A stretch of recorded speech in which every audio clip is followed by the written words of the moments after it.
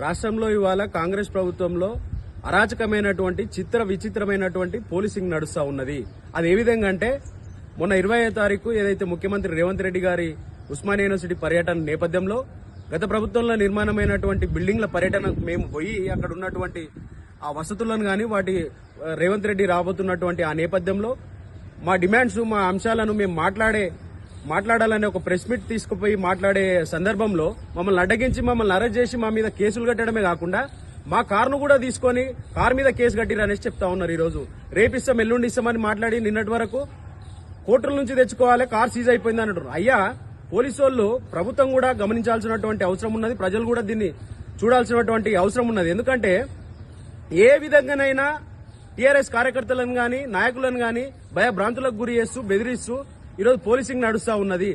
Car ఎందుకు seize చేసిరు, మరి ఏ నిబంధనల ప్రకారం ఏ సెక్షన్ల ప్రకారం కారు సీజ్ చేసిరు అంటే నీ కారులో కేసీఆర్ బొమ్మ దొరికిందని అంటున్నారు. కేసీఆర్ బొమ్మ దొరకడం నేరమా? కేసీఆర్ బొమ్మ పెట్టుకోవడం నేరమా? అది మన బాంబా మారణాయుధమా కేసీఆర్ బొమ్మ అంటే? ఈరోజు రకరకాల పార్టీ వాళ్ళు కాంగ్రెస్ వాళ్ళు పెట్టుకుంటారు, రాహుల్ గాంధీ సోనియా గాంధీ ఫోటోలు పెట్టుకుంటారు, రేవంత్ రెడ్డి ఫోటోలు పెట్టుకుంటారు, బీజేపీ వాళ్ళు పెట్టుకుంటా ఉంటారు.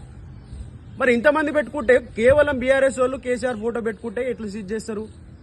అంటే కాంగ్రెస్ నాయకుల బండ్లు సీజు కావు, బీజేపీ వాళ్ళ సీజు కావు, కేవలం కేసీఆర్ ఫోటో పెట్టుకోవడం నేరం అన్నట్టు మా మీద కేసులు కట్టడం కాకుండా మా కార్లను కూడా సీజ్ చేసి ఈరోజు కోర్టులకు తీసుకుపోయి ఇబ్బందులు పెడతామని అంటే ఎవరిని బెదిరియాలనుకుంటున్నారు ఈ పోలీసు వాళ్ళు? ఖచ్చితంగా